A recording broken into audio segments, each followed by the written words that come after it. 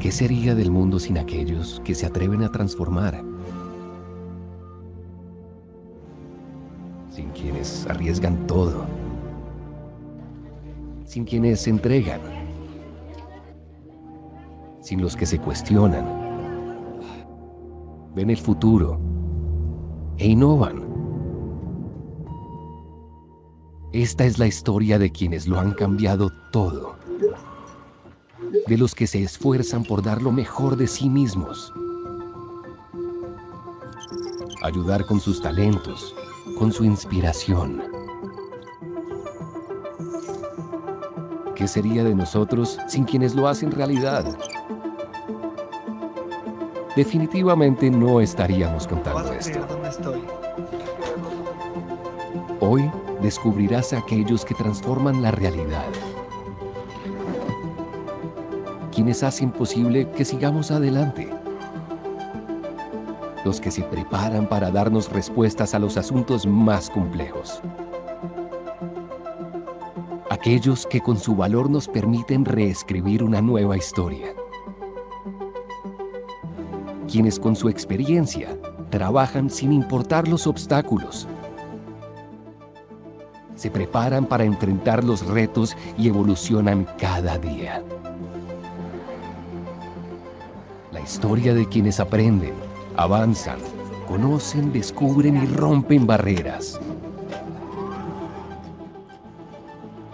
Descubre Anar Health Technologies, una compañía líder en tecnologías avanzadas en el sector salud, industria e investigación. Con la misión de innovar y proveer soluciones integrales hechas a la medida, creadas para dejar huella. Respaldados por la experiencia, conocimiento y el soporte que brindan proveedores aliados y marcas a nivel mundial. Con una cobertura que permite llevar sin límites a cualquier lugar la tecnología y un servicio personalizado de un amplio portafolio 360, garantizando que la operación no se detenga. Detectando nuevas oportunidades, se enfocan en una cultura centrada en la evolución de sus clientes. optimizan la eficiencia en la operación y transforman sus ideas en nuevas soluciones.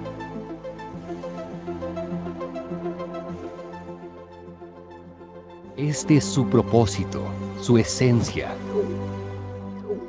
su compromiso con el futuro y con la ciencia. Esto es ANAR Health Technologies, innovación que transforma.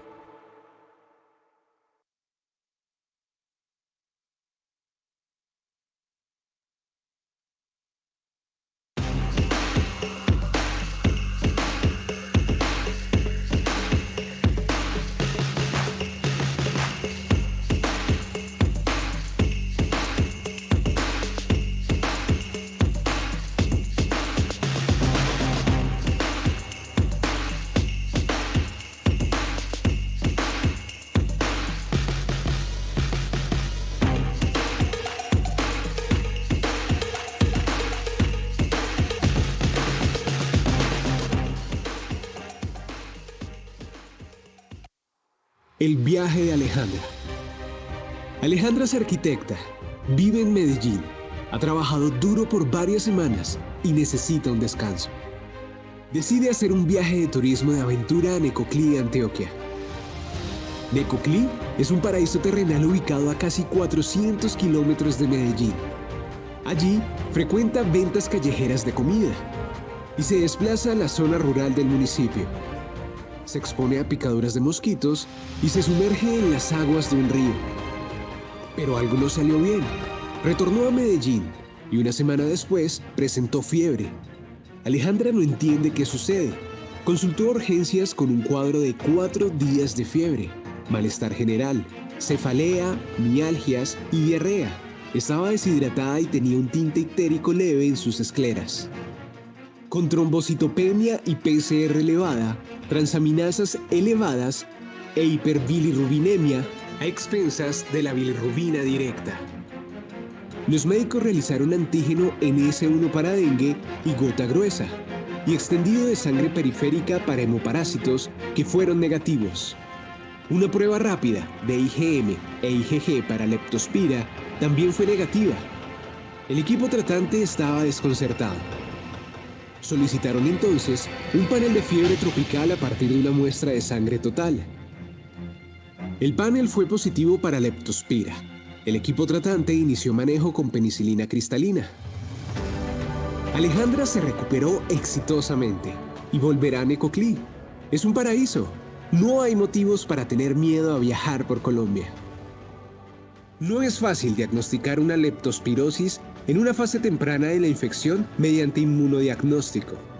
La RT-PCR múltiple proporciona una alternativa sensible y precisa para este diagnóstico retador. El panel FilmArray de fiebre tropical de BioFire marca la diferencia, proporcionando respuestas rápidas y precisas en momentos críticos donde otras pruebas pueden fallar.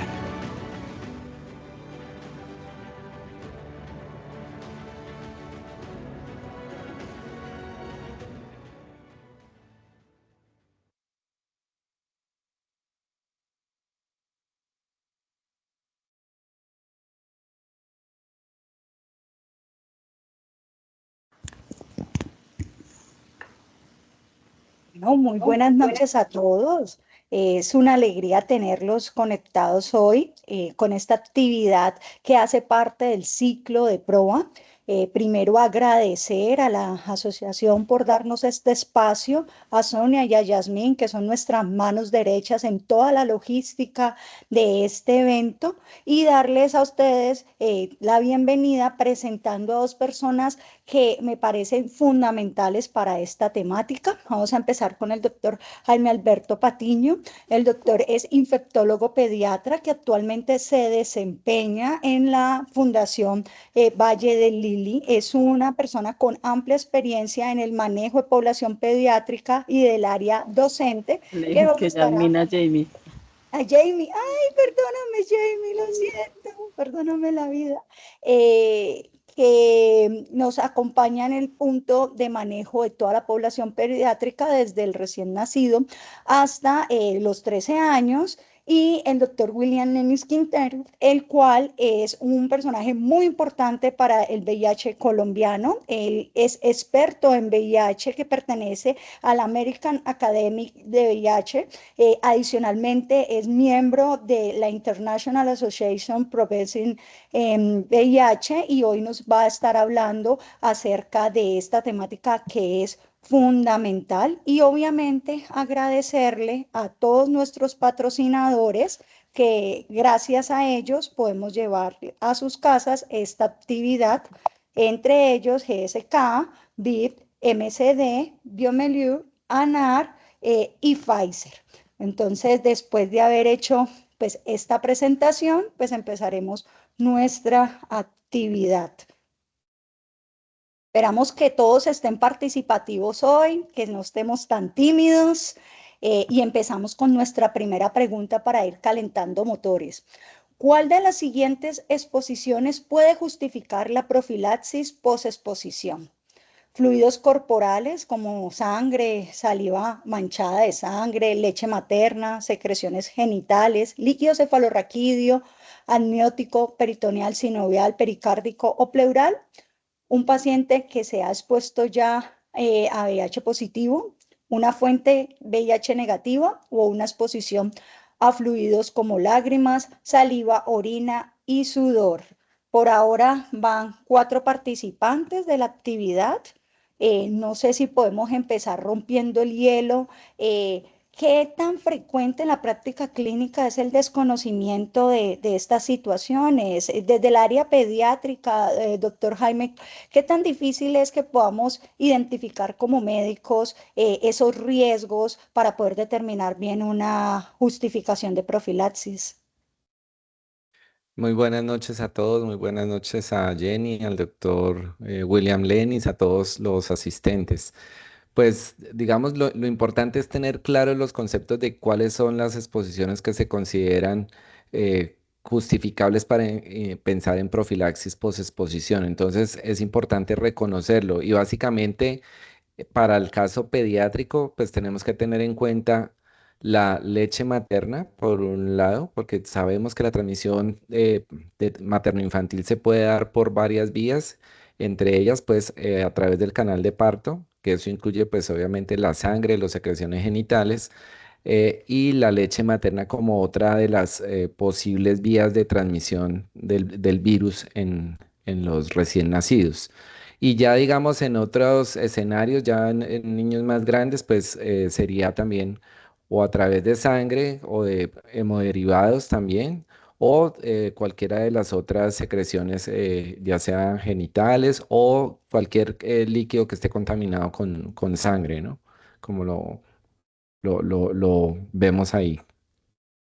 Doctor Lenis, ¿cuántas veces nos llegarían la consulta pacientes con exposiciones pero que desconocen que son VIH positivo? ¿Sigue siendo todavía alguna barrera esta identificación previa a un evento que sí genere una alarma? Claro, por supuesto. Y algo que preocupa es que cuando llega el paciente a la atención en el servicio de urgencias, identificar si el fluido es potencialmente contagioso o no.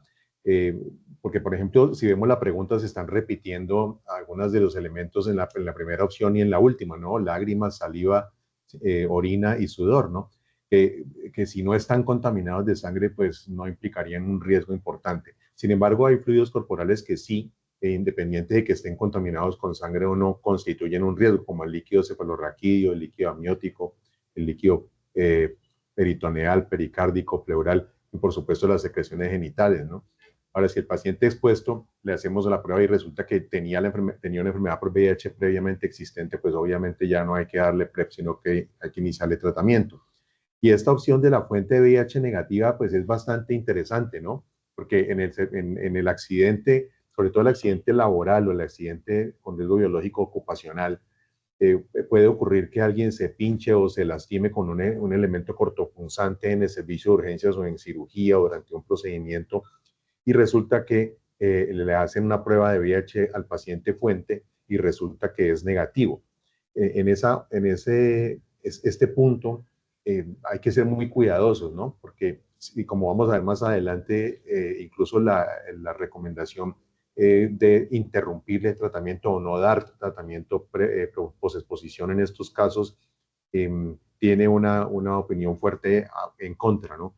Porque tenemos que evaluar realmente si ese paciente fuente de pronto se encuentra en un periodo de ventana que dependería del tipo de prueba que estemos aplicando en el servicio de urgencias, ¿no? Ojalá todos los servicios de urgencias contaran con pruebas de cuarta generación para este tipo de eventos que permitan pues una ventana de diagnóstico corta, que está alrededor de las 2 semanas, los 14 días. Pero si lo que tenemos es una prueba de anticuerpos y el paciente podría tener una enfermedad por VIH que esté todavía anticuerpos negativa y ser un potencial transmisor, altamente transmisor de la enfermedad.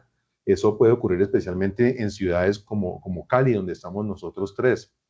Y es una ciudad donde los pacientes pueden consultar a urgencias con cuadros clínicos que similan un síndrome retroviral agudo y que se pueden estar confundiendo con un dengue, con un chikungunya, con cualquier enfermedad viral aguda.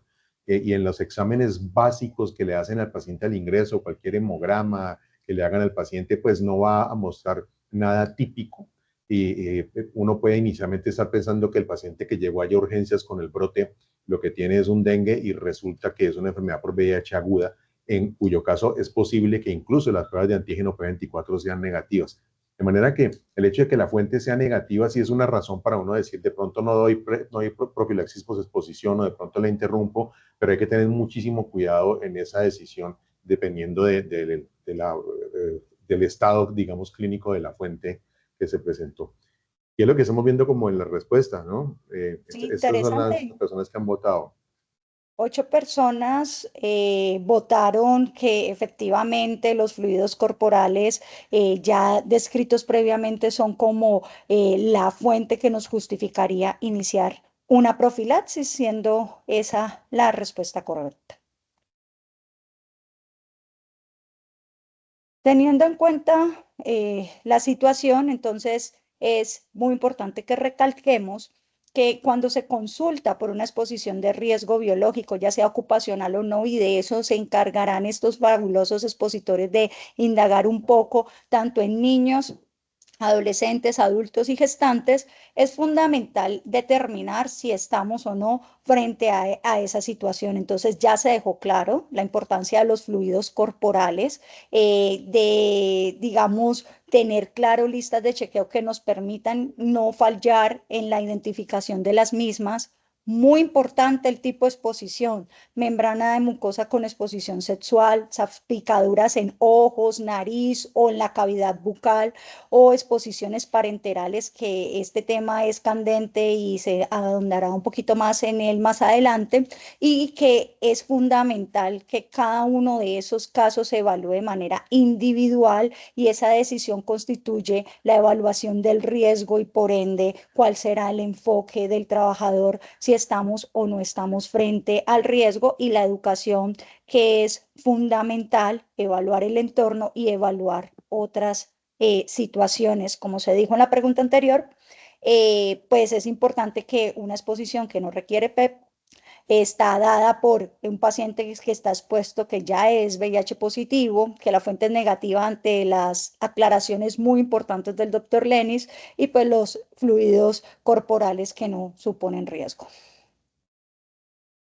Esta es la parte normativa, ¿no? Que es muy importante que la tengamos en cuenta porque tiene unos cambios que se vienen pronto, que ya están pues en la norma, pero no están con circulares reglamentarias todavía, de manera que los tres documentos básicos que guían las conductas en las exposiciones con riesgo biológico en Colombia son el protocolo, que no era guía, sino protocolo 2017, que incluye hepatitis B, C y VIH, la guía de práctica clínica 2021 de VIH, que también incluye temas referentes a la exposición al VIH, y más actualmente la Vía Clinic, que se publicó a finales del año pasado, donde básicamente lo que entra son unos cambios con respecto a los medicamentos que se van a utilizar, y le recomendamos muchísimo, y de hecho pues hemos tomado de aquí mucha de la información que vamos a mostrarles, porque los flujogramas son bastante claros y están, digamos que resumidos tanto de la guía como del protocolo, y permiten utilizarlo como un buen elemento de consulta. La vía clínica lo que hizo fue incluir el tenofovir lamivudina dolutegravir como un elemento útil de indicación un número uno en las exposiciones ocupacionales y no ocupacionales a VIH. Sin embargo, la resolución 2164, y darle a la siguiente, por favor, doctora, que es la que indica dónde se va a utilizar el tenofovir lamivudina dolutegravir, pues contempla 4 escenarios, ahí están. El cuarto escenario es la profilaxis posexposición, pero tengan mucho cuidado porque estamos mencionándola así, pero en este momento no existe todavía una circular que regule su uso. Entonces, a pesar de que en la vía clínica está indicada como primera línea, todavía el tenofovir lamivudina dolutegravir queda limitado a las 3 primeras indicaciones que aparecen allí, que son los venezolanos, específicamente migrantes regulares, los pacientes con VIH nuevos, independiente de que sean venezolanos o no, y las personas con VIH que presenten falla virológica. En esos 3 casos ya se está utilizando el tenofovir lamivudina dolutegravir. La mayoría de las EPS ya lograron un convenio con el ministerio y ya recibimos el medicamento en las IPS para suministrarlo a los pacientes, pero para profilaxis post-exposición no se puede utilizar todavía porque no se ha hecho el cálculo de suministro ni existe pues la circular que reglamente cómo se va a proceder con la parte logística del medicamento. Sin embargo, hay que aprenderse esto porque es lo que pasa. Y para hablar de transmisión en este tipo de eventos, pues hay que hablar de cuáles son los pacientes más contagiosos. Los pacientes que tienen mayor riesgo de transmitir la enfermedad son los pacientes que tienen cargas virales elevadas. Esto ocurre obviamente en los primeros días de la enfermedad, generalmente los primeros 54 días de infección, y en el paciente que se encuentra ya con una enfermedad avanzada sintomática. Esa línea azul que están viendo allí, pues es una suposición de cómo se comportaría la carga viral. Cuando el paciente pasa de la etapa aguda de la enfermedad, pues su carga viral disminuye y se hace menos transmisible, tanto por contacto sexual como por los eventos de accidentes o exposiciones de otro tipo. Sin embargo, nunca el riesgo va a ser cero. Pero para que tengan una idea más o menos de cuál es la contagiosidad o la transmisibilidad de la enfermedad, pues depende, como todas las enfermedades infecciosas, del número de exposiciones, de la virulencia de la gente, de la susceptibilidad del individuo, etcétera. Pero en este modelo que se publicó hace unos años, se supone que una pareja que tiene más o menos 16 relaciones sexuales en un mes, es decir, una relación sexual día de por medio, una de cada 53 relaciones transmitiría la enfermedad cuando el paciente se encuentra con la enfermedad recientemente adquirida, aguda. Y ya en las otras etapas se requieren incluso valores de miles de exposiciones para transmitir la enfermedad. Por eso vemos tantas parejas serodiscordantes. Él tiene la enfermedad, ella no, ella tiene la enfermedad, él no. Y la enfermedad pues se mueve en círculos de comportamiento donde las personas que están recientemente infectadas transmiten a una pareja, quien a su vez, estando recientemente infectada, transmite a otra. Y esta persona recientemente infectada puede estar enferma, ir a urgencias y acudir a un servicio de urgencias donde va a ser atendido y pues obviamente representa un riesgo importante de transmisión de la enfermedad. Lo mismo que el paciente que está en enfermedad avanzada, que también va a tener una viremia más alta por lo general y va a ser más potencialmente transmisora. Dale la siguiente, doctor. Entonces, este es un dato interesante para abrebocas y miren este dato tan impresionante. 12.178 casos de acceso carnal, explotación sexual y trata de personas en Colombia. De esos, 8.000 fueron a los servicios de salud en las primeras 72 horas, pero a menos del 60% se les dio profilaxis para VIH. Estaban dentro del tiempo indicado, que son 72 horas, acudieron al servicio 8.000 personas y no se les dio la profilaxis. Las razones administrativas son conocidas y cuando hemos hablado de este tema en otras partes está la situación de que el medicamento no lo tienen, que no saben quién lo va a pagar, si lo va a entregar el programa de VIH, que no tendría por qué, si lo va a entregar el servicio de urgencias, etcétera. Pero es sorprendente que llegue a esa magnitud del problema. Y la OMS pues está recomendando dolutegravir como base del tratamiento para todos los casos, pero también está recomendando el tenofovir lamivudina dolutegravir, que sería la primera elección basada en la resolución que les acabo de mostrar. Sin embargo, todavía no se puede hacer. En este momento no se puede formular todavía. Tenemos que ajustarnos a lo que les vamos a mostrar más adelante. ¿Dale?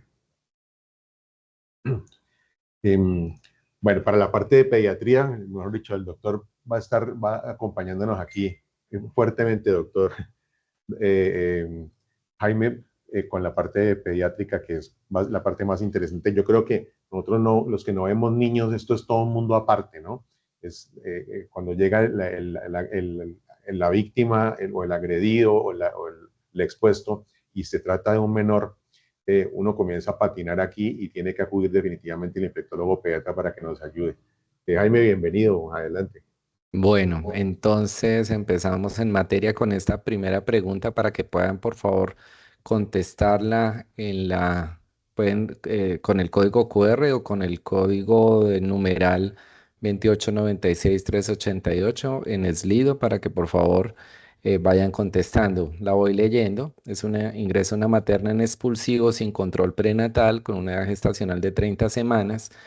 Toman una serología para VIH a la madre, la cual es informada como positiva. ¿Cuál es la conducta a seguir con el recién nacido? Entonces hay 4 opciones para que puedan escoger una de esas 4 y cuando tengamos ya en unos segundos las respuestas, vamos a mostrar la respuesta correcta y vamos a explicar por qué es la respuesta correcta. Entonces, si ustedes ven, en las 3 primeras es tomar carga viral para VIH en las primeras 72 horas de vida y hay unas diferencias en cuanto al tipo de antirretrovirales que se deben usar. Entonces, para eso tenemos que tener en cuenta la edad gestacional. Eso es lo que tienen que tener de clave. Si no lo saben, no pasa nada. Para eso estamos acá, para aprender. Y la última opción es empezarle de una vez la terapia y luego tomar la carga viral. Entonces, ya van 7 Doctor, respuestas. doctor Jaime, ¿qué tan fácil es poder tomar la carga viral a estos pequeños recién nacidos? En algunos escenarios hay dificultades también de barreras administrativas para tomar estas muestras o al ser recién nacidos, esas barreras que el doctor Lenny nos hablaba no son tan amplias o esas brechas no son tan marcadas.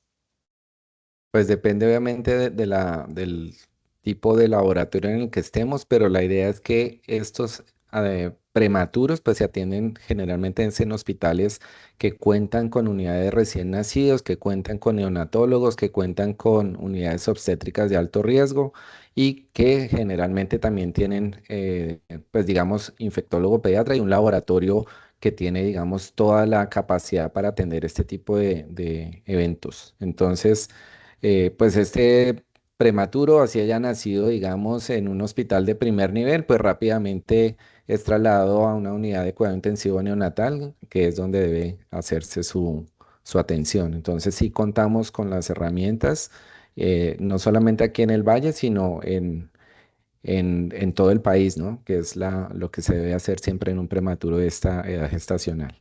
Bueno, ya Interesante que hay tenemos. esas discrepancias, ¿no? 44% de 33% y unos datos abajo con la opción 4.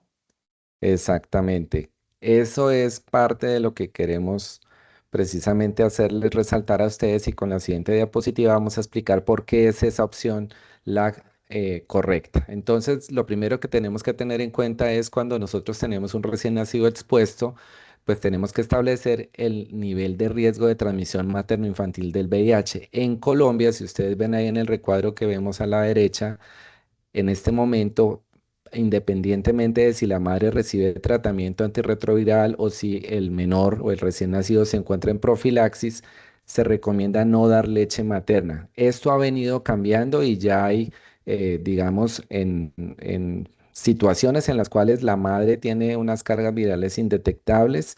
Hay recomendaciones acerca del uso de la lactancia materna, pero en Colombia, de acuerdo a la vía que mencionamos que está publicada del año 2024, aún aparece el no dar leche materna. Seguramente en una próxima actualización, pues habrá unas indicaciones específicas de cuándo dar leche materna, pero hasta el momento esta es la indicación y por ende la EPS es la encargada de dar la leche de fórmula desde el nacimiento hasta los 12 meses de edad. Entonces, de acuerdo al nivel de riesgo de transmisión, uno puede definirlo si es alto o bajo. Entonces, vamos con la siguiente. Aquí están las definiciones del riesgo de transmisión materno-infantil de VIH en neonatos como de bajo riesgo. son aquellos neonatos de madres que están recibiendo terapia antirretroviral durante la gestación y cuya carga viral sea no detectable entre las 2 a las 4 semanas previas al momento del parto. Esto tiene que cumplirse en esas indicaciones como está. Y lo otro es que tampoco puede aceptarse como de bajo riesgo aquella madre que se diagnostica durante el embarazo, pero cuyo carga viral antes del parto sea indetectable. O sea, si la madre durante el embarazo se hace el diagnóstico, ya se considera de alto riesgo. Entonces, son solamente los de bajo riesgo los que recibieron terapia durante la gestación, cuya carga viral sea indetectable o no detectable entre 2 a 4 semanas antes del parto. Por ende, entonces lo que es alto riesgo es todo lo contrario. Las madres que se les hizo su diagnóstico durante el embarazo, que solamente recibieron terapia intraparto, las que no recibieron terapia intraparto también, las que siguen con cargas virales detectables en las 2 a 4 semanas previas, las que tuvieron infección retroviral aguda, las que no se conoce el seroestatus desconocido, que tienen una prueba positiva intraparto, como el caso que les comentamos, o aquellos recién nacidos en situación de restablecimiento de derechos que tienen pruebas presuntivas positivas. Ahora sí, seguimos con el algoritmo. Entonces vemos que si el paciente no tiene alto riesgo de transmisión de VIH, se considera de bajo riesgo, solamente vamos a dar profilaxis con AZT y ustedes ven ahí que independientemente de la edad gestacional, ya sea menor de 30 semanas, mayor de 30, menor de 35 o mayor de 35, siempre va a ser con AZT y vamos a darla durante 4 semanas. Las dosis van a cambiar de acuerdo a la edad gestacional. Les vamos a dejar estas tablas pues para que las tengan. No es necesario que se aprendan en este momento la dosis, para eso están las guías y las vías para que la puedan consultar. Pero sí es importante ya cuando tienen alto riesgo suministrar la profilaxis de acuerdo con las semanas de gestación. Entonces, en los menores de 32 semanas solamente se indica el AZT. Entre mayor o igual a 32 a menor de 34 se combina AZT con 3TC y en las mayores de 34 y menores de 37 ya venimos a usar AZT más 3TC más nevirapina. Gracias.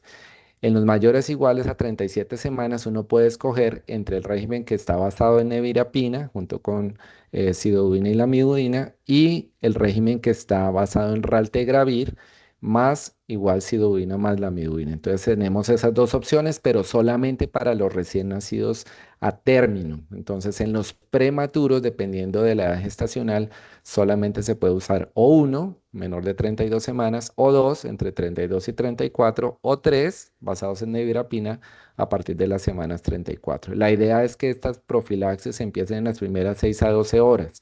¿Por qué solamente uno o dos o tres, dependiendo de la gestacional? Por los estudios que tenemos hasta el momento. Entonces, esa es la recomendación que tenemos y es la que se debe seguir en todos estos casos. Entonces aquí están el esquema con nevirapina, primero, en los niños nacidos a término y el esquema basado con raltegravir. Recuerden que la acidobudina tiene presentaciones tanto oral como parenteral y en casos que el niño no tolere la vía oral, pues se le da la acidobudina en forma endovenosa. La dosis es 3 miligramos por kilo por dosis cada 12 horas, mientras que por vía oral es 4 miligramos por kilo por dosis cada 12 horas. Y ahí tenemos pues las presentaciones que hay, tanto de sidobudina como de lamivudina, como de raltegravir y nevirapina, que es las que se deben seguir. Doctor Siguiente. Patiño, aquí la mayoría de la gente se fue por la opción Sí, que es, digamos, de estándar para los niños de más de 37 semanas, ¿no? Creo que a la exacto. mayoría, y me pasó también la primera vez cuando revisamos la charla, que yo de una pensé y dije, tan, esa, y no miré que se trataba de un niño de 30 semanas, ¿no? Si mal no recuerdo Sí, la pregunta. Entonces, Ahí fue la el mayoría le conflicto pegaron la conmigo. respuesta correcta para un recién nacido a a término. término. Pero entonces hay que Exactamente. tener mucho cuidado cuando se trate de estos niños de menos, este tenía menos de 30 semanas o en general pues de menos de 37 semanas, ¿no? Donde hay que evaluar cuáles son los fármacos indicados, las dosis, etcétera. Sí, exacto. Digamos, esa era pues digamos, el punto que pudiera la gente fallar y precisamente pues el ejemplo sirvió porque pues aclaramos por qué se utilizan estas dosis y por qué se utilizan solamente uno o dos o tres medicamentos de acuerdo a la edad gestacional. Entonces las dosis de raltegravir también van ajustadas de acuerdo al peso corporal. Entonces aproximadamente en los niños más pequeños de 4 kilos es 1,5 miligramos por kilo por dosis. Ya dependiendo de la edad postnatal, desde la primera semana hasta la cuarta semana, la dosis se duplica a 3 miligramos por kilo por dosis. Y ya cuando son de 4 a 6 semanas de edad, ya la dosis es de 6 miligramos por kilo por dosis. O sea que también es importante para el médico que está prescribiendo estos medicamentos tener en cuenta la edad postnatal. Para tener en cuenta esto muy bien. Lo otro es que de pronto lo pasé muy rápido, pero en el bajo riesgo solamente se dan 4 semanas y en el caso del alto riesgo, las dosis de acetate y 3-TC son por 6 semanas, mientras que la de nevirapina son solamente por 4 semanas, para que lo tengamos presente también. Igual eso está también dentro de las vías. Bueno, entonces ahora siguiendo en un caso de bajo riesgo, esta es otra pregunta de transmisión materno-infantil. Aquí hay 3 opciones. ¿Cuál es la que ustedes consideran que es la correcta? Casos de bajo riesgo, entonces la primera opción es si se sugiere realizar una carga viral 2 semanas después de finalizar la profilaxis con sidobudina y si resulta no detectable se debe reevaluar a los 18 meses para hacer serología, la cual se espera que sea negativa para descartar la enfermedad de transmisión vertical. La segunda opción es hacer una carga viral a los 4 meses de edad y si es no detectable se puede descartar la infección de transmisión vertical. Y la tercera es, se recomienda llevar a cabo una carga viral 2 semanas tras concluir la profilaxis con sidobudina y si es no detectable, repetirla a los 4 meses de edad. Si esta nuevamente es no detectable, se podrá descartar el diagnóstico de transmisión materno-infantil. Entonces, a ver, tenemos apenas 3 respuestas. Esperamos unos segundos más. En este punto, para que lo tengan presente, bajo riesgo, acuérdense, madres que están en tratamiento con cargas virales que están por debajo del límite de detección, 2 a 4 semanas antes del parto, que están bien controladas, que están sin, digamos, ninguna otra comorbilidad y que llega en ese momento al momento del parto y tenemos que definir qué hacer con el bebé. Ya dijimos que era solamente con sidudina. Tenemos 7 respuestas. A ver, esperamos a que lleguemos por lo menos a 10. Todavía Y están tímidos con el tema. Falta uno, falta uno. no, de pronto es Listo. por lo que tenemos poca gente que trabaja con niños, pero bueno. Entonces ahí tenemos lo que opina el 40% la primera opción, el otro 40% la tercera opción y el 20% la segunda opción. Ahora miremos cuál es la respuesta correcta. Es la última y vamos a aclarar cuál es el protocolo. Entonces, lo que hacemos nosotros en los niños menores de 18 meses que consideramos de bajo riesgo, ya lo mencionamos cuál era, si tenemos una primera carga viral detectable de forma inmediata, tenemos que tomar una segunda carga para dilucidar si efectivamente estamos ante un caso positivo o confirmado, si la segunda carga viral es detectable, que es la vía de la izquierda, del extremo izquierdo. Si el resultado, exacto, muy bien. Si es detectable esa, ya consideramos, confirmamos el diagnóstico, lo notificamos e iniciamos la terapia. Si la primera carga viral es detectable, pero la que se le toma de forma inmediata es indetectable, obliga a la toma de una tercera carga viral a las 2 semanas.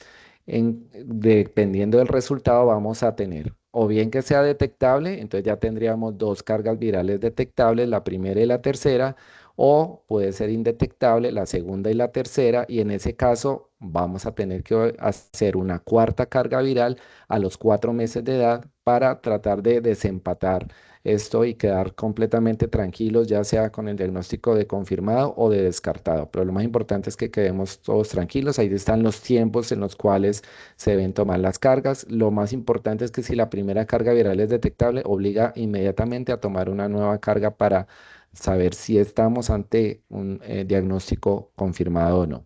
Ahora, en el caso de que la primera carga viral, en este caso de bajo riesgo, sea indetectable, completamos la profilaxis, le tomamos la carga viral a los 4 meses de edad.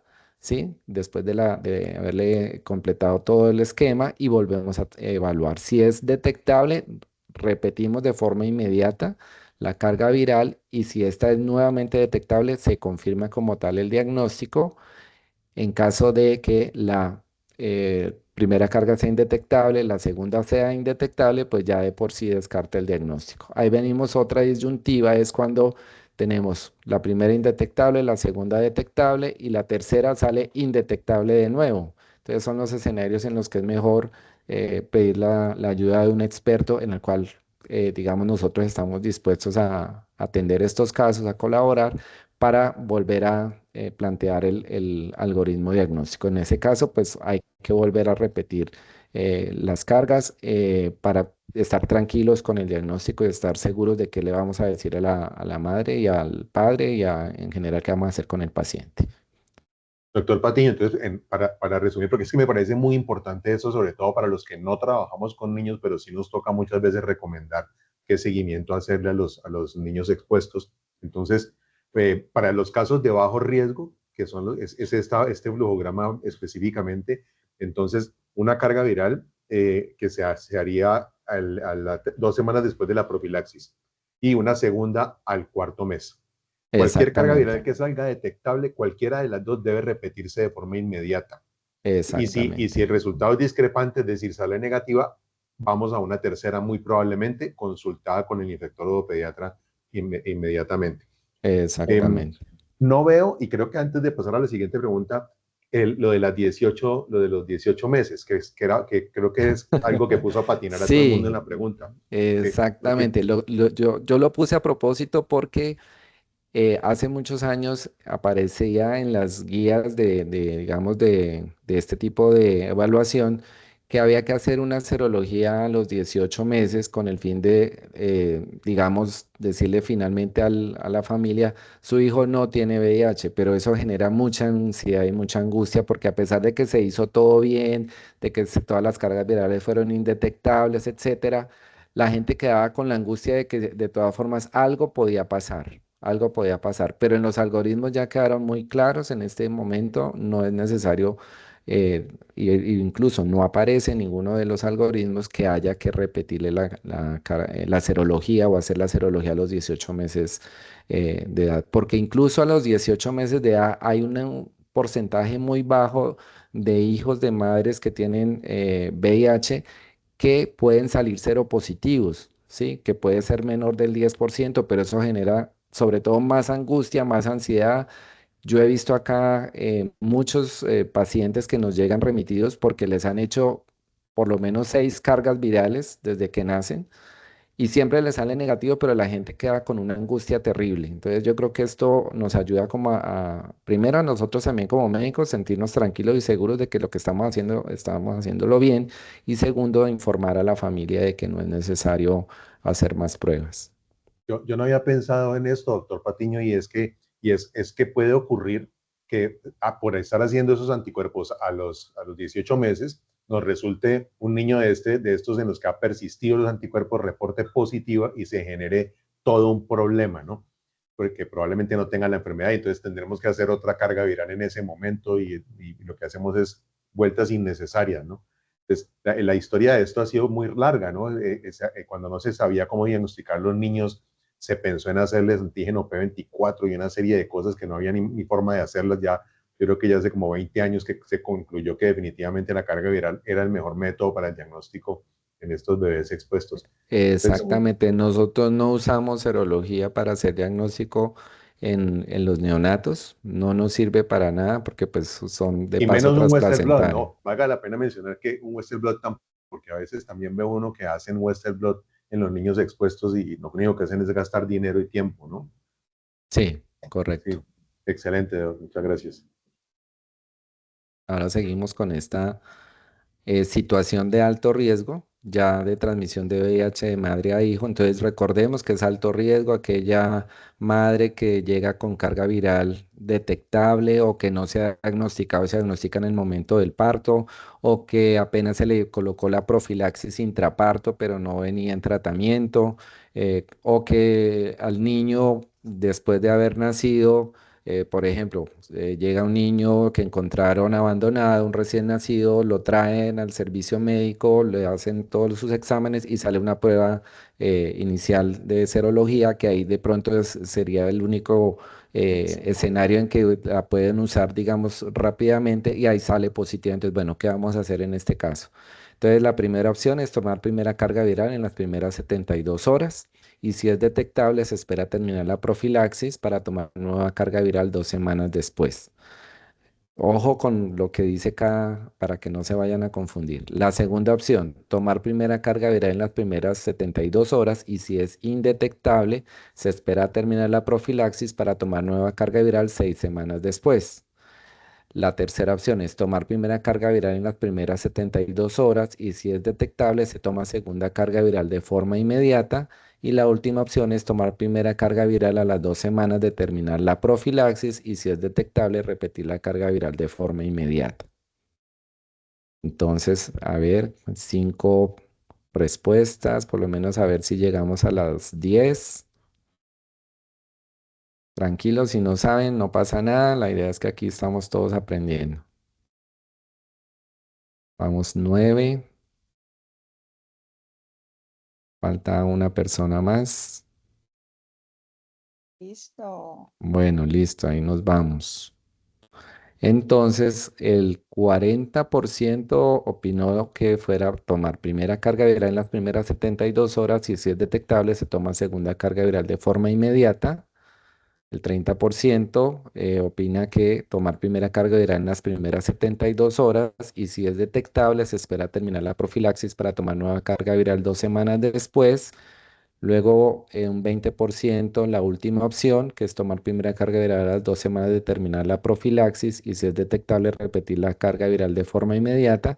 Y la última opción, el 10%, una persona que opinó la segunda opción. Entonces, la respuesta correcta es la tercera. Vamos a explicar el algoritmo. Entonces, el algoritmo nos dice, recién nacido de alto riesgo, ya sabemos que es menor de 18 meses, ¿sí? Ya dijimos por qué usamos cargas virales en estas edades. Entonces lo que hacemos es, primeras 72 horas de vida, si la primera carga viral es detectable o positiva, se hace una carga viral de forma inmediata, otra segunda carga viral de forma inmediata, idealmente que sea de ARN, ¿sí? Y el resultado, si es detectable, confirma el diagnóstico. Ya, eso es de una. Si la segunda carga viral es indetectable, entonces tenemos que repetir una tercera carga viral 2 semanas después de terminar la profilaxis y ahí volvemos a evaluar. Si es detectable, se confirma el diagnóstico, pero si es indetectable, tenemos que hacer una cuarta carga viral a los 4 meses de edad para poder establecer si es detectable, confirma nuevamente el diagnóstico, pero si es indetectable, ya finalmente lo descarta. En el caso de que la primera carga viral en estos pacientes neonatos de alto riesgo sea indetectable o negativo, debe continuar con la profilaxis de alto riesgo que ya la vamos a comentar o ya la comentamos, que es con 1, 2 o 3 medicamentos dependiendo de la edad gestacional y tomamos una carga viral de 2 semanas después de terminar la profilaxis. Vamos a evaluar en ese momento resultado. Si es detectable, tomamos una carga viral de forma inmediata, que si es nuevamente detectable, se confirma el diagnóstico y se notifica y empieza tratamiento. Pero si esta segunda carga viral es, perdón, tercera carga viral es indetectable, pues ya tenemos un escenario en que tenemos dos indetectables, una detectable, es mejor entonces consultar. En el caso en que la primera sea indetectable, la segunda también sea indetectable, entonces vamos a tomar una carga viral a los 4 meses, que de ser nuevamente indetectable, ya descarta definitivamente el diagnóstico, pero si es detectable, otra vez volvemos a tener que hacer de forma inmediata otra carga para poder desempatar, saber si efectivamente estamos ante un caso confirmado o no. Si tenemos alguna duda, pues tenemos que volver a consultar con infectología. Entonces, este es el escenario que hacemos en menores de 18 meses, que puede ser, por ejemplo, bueno, en el caso particular, el neonato que tiene alto riesgo, pero también puede ser lo que hemos mencionado, un hijo de una señora o que murió por VIH porque nos ha pasado y que no se sabía el diagnóstico en ese momento y te dejó un hijo de 5 meses de edad, por ejemplo. Sí, nos ha pasado en esos escenarios también. ¿Listo? Entonces, Bueno, doctor Patiño, podríamos resumir esta. Entonces, en el de bajo riesgo, una carga viral a las 2 semanas de terminar el tratamiento y otra al cuarto mes. Y en el sí, de alto riesgo, exactamente lo mismo, pero adicionamos una carga viral a las 72 horas de vida, en las primeras ¿correcto? 72 En las horas. primeras Ujú. 72 horas. Ok, y en cualquier carga viral que fuese detectable, habría que repetirlo inmediatamente, que yo creo que eso responde a la pregunta que acabamos de hacer, ¿no? Exactamente. Si es Porque, detectable, obliga a tomar otra carga de forma inmediata. pero no esperar a terminar como la primera No. opción que muchos marcaron. No sé si el devolvernos nos muestra lo que las personas respondieron. Ah, sí, Sí, sí, muy bien. sí. Ujú. A ver, porque entonces dice 72 horas, correcto. O sea que las tres primeras opciones son correctas. Hay que hacerla a las primeras 72 horas porque es un niño de alto riesgo. Si la primera dice si es detectable, esperar a terminar, no, hay que repetirla de forma inmediata. Entonces, esa no. Exactamente. La segunda, 72 horas, ok, correcto. Si es indetectable, a las 6 semanas después, Se no, espera terminar la es profe. Ajá, a las 2 semanas de la profilaxis, no a las 6 semanas. exactamente. Ok. Ujú. Y la tercera opción, que sería la correcta, 72 horas, perfecto, pero si es detectable, debe repetirse lo más rápido posible. Entonces, la correcta sería esa, de Exactamente. acuerdo con el flujograma. Bien, excelente. Exactamente. Las Entonces, a cargas los de... virales de ARN, las disponibilidades en los altos niveles de complejidad Sí, sí se es tienen. asequible para todos. Entonces también es importante ese tip que nos mencionaba de hacer el énfasis de tener cargas virales de ARN para detectar, para aumentar esa detectividad, teniendo en cuenta el primer diagnóstico y la primera prueba detectable positiva, también tenerlo en Ujú. cuenta. Sí, correcto. Entonces, ahora vamos a hablar de la prescripción de la profilaxis de 14 días a 13 años. Esta vez respecto a... Este es otro caso pues digamos que más allá de lo que se va a mencionar más adelante, de lo que se hace incluso en adultos, es para que ustedes también tengan en cuenta las otras enfermedades que pueden transmitirse por una agresión sexual. En este caso, digamos, un niño que llega víctima de abuso sexual por un hombre conocido. Lo del hombre conocido lo pongo porque es que cuando uno hace indagación acerca de quién es el autor, digamos, o el agresor, muchas veces es conocido, ¿sí? Del ámbito familiar, ¿sí? Desafortunadamente eso pasa con mucha frecuencia. Entonces aquí están las dos opciones. La primera es verificar vacunación de hepatitis B con carnet y solo solicitar la serología para VIH 1 y 2, hepatitis C, HTLV 1 y 2 y sífilis e iniciar la profilaxis posexposición. Y la segunda es verificar la vacunación frente a hepatitis B con carnet y solicitar la serología de lo mismo que ya mencioné, más los anticuerpos contra el antígeno de superficie de hepatitis B. Entonces es como la diferencia para que la tengan claro. Vea, ya tenemos más de 10 votantes. Muy bien, 90% tomaron la segunda opción, que es la correcta. Y la razón básicamente, bueno, seguimos en la presentación. Esta es la misma diapositiva que presentamos al inicio, que explicamos al inicio, solamente que aquí lo hablamos es para población pediátrica menor o igual a de 13 años. Y ahí, digamos, los siguientes tipos de exposición, ya lo mencionamos, lo que es el cuadro de la derecha, ya lo hablamos, cuáles son los fluidos que se consideran que justifican la profilaxis. Y en este caso en particular es hablar si el niño o niña se considera en riesgo de infección por VIH, si no, pues se evalúa el entorno psicosocial del niño o niña. Y si sí, pues hay que revisar el esquema de vacunación con particular interés en hepatitis B y de acuerdo a los reportes de los laboratorios que se soliciten, se debe establecer la profilaxis contra hepatitis B, contra otras infecciones de transmisión sexual, contra profilaxis para embarazo en niños en caso de que ya tengan la menarca y pues para eso se puede consultar el protocolo. Y es importante revisar no solamente el carnet, sino los títulos de anticuerpos que tenga el niño frente a hepatitis B, porque a pesar de que Nosotros tenemos una vacunación contra hepatitis B, ya lo estuvimos ayer revisando desde el año 1992. Existen primero dos problemas. Uno, las tasas de cobertura vacunal en Colombia no están llegando al 95%, que es lo deseado. Estuve revisando los datos de los últimos años y están entre el 85 y el 90%. O sea, tenemos todavía un porcentaje de población que no está vacunada. Y segundo, porque a pesar de que haya una adherencia completa al esquema de vacunación, cerca del 10% o incluso yo creería que hasta de pronto un poco más no son respondedores a esta vacuna. Y eso no lo sabemos porque nosotros de rutina no evaluamos la respuesta vacunal. Sí, yo lo hago acá en la consulta porque me llegan los niños con infección recurrente, con estudios de inmunodeficiencia primaria, etcétera. Eso lo hago yo como parte, digamos, del estudio de estos pacientes, pero de rutina uno no lo hace. Entonces uno sabe que puede haber población sana no respondedora a la vacuna. Entonces, digamos, ¿qué hacer en estos casos? Si la exposición ocurrió hace menos de 72 horas, en el caso que va hacia la derecha, entonces dice realizar prueba de VIH, antígeno de superficie de hepatitis B, anticuerpos contra hepatitis C, sífilis, anti-HTLV 1 y 2, realizar otras pruebas para ITS a criterio médico.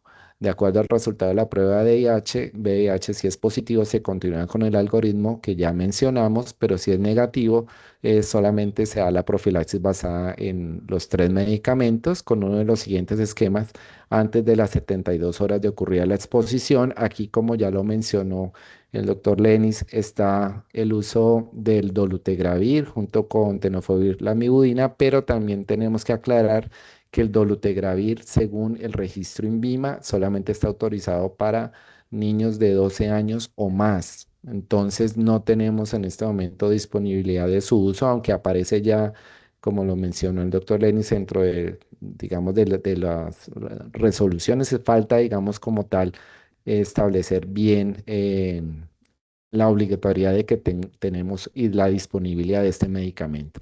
Hay varias opciones terapéuticas que ustedes ven ahí a la derecha que incluyen tenofovir, emtricitabina, dolutegravir, sidobudina, lamivudina, raltegravir, incluso con darunavir, ritonavir también hay combinaciones. Esta profilaxis se debe administrar o suministrar por 28 a 30 días y eso se hace en el caso de que la exposición ocurre en las primeras 72 horas. Si ocurrió después de 72 horas, solamente se hacen los estudios serológicos iguales a los que ya mencionamos del lado derecho y otras pruebas para ITS y ya los resultados, según resultados, pues se hace la remisión y el manejo dirigido. Entonces, en casos de exposición de riesgo biológico en población pediátrica menor de 13 años, si se sospecha violencia sexual, pues se va a activar el código fucsia, que implica pues las atenciones también por psicología, por trabajo social, policía del menor, hacer toda la notificación que incluye esto. Y de acuerdo con los resultados de las pruebas de hepatitis B y C, sífilis, HTLV, pues las pruebas complementarias, ya mencioné lo que estos esquemas se basan en las recomendaciones de las guías de práctica clínica de OMS del 2021, que se hicieron para población menor de 10 años, pero en Colombia se decide emplear hasta los 13 años de edad. Menciono lo del uso de la combinación de dolutegravir, tenofovir, lamivudina como primera elección, las dosis de dolutegravir, de raltegravir, de abacavir, de tenofovir y de darunavir de acuerdo pues a la edad y al peso corporal. Están ahí descritas y más adelante en la siguiente diapositiva pues aparece lo que está disponible o lo que se debe encontrar disponible de dolutegravir en presentación de tabletas que se van ajustando de acuerdo al peso corporal en tabletas de 5, de 10, de 25 o de 50 miligramos. Vuelvo y aclaro, esto es lo que aparece en la vía, pero esto todavía no se tiene disponible, ¿sí? Es, digamos, lo único que todavía no hemos tenido o no tenemos en este momento. Por último, los antibióticos que se establecen para las infecciones de transmisión sexual, que están ceftriaxona, metronidazol y acitromicina.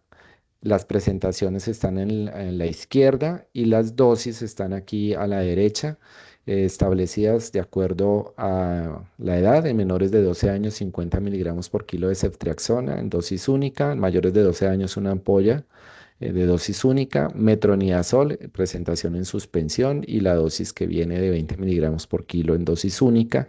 Y la acitromicina, que es dosis única también de 10 miligramos por kilo. Ahora sí le cedo la palabra al doctor William Lenis y a Jenny para que continuemos. Bueno, se nos creció la población y ya vamos a hablar un poquito de mayores de 13 años y vamos a mezclar también un poco la parte de riesgo ocupacional, porque todas las exposiciones no solamente son por agresión sexual, se clasifican en ocupacionales y no ocupacionales. Entonces, la primera pregunta de esta parte es, trabajador de la salud en el laboratorio, se salpicó con líquido cefalorraquídeo de paciente que vive con VIH en su piel intacta. ¿Cuál es la conducta a seguir? Tenemos 5 opciones. A, suministrar PEP.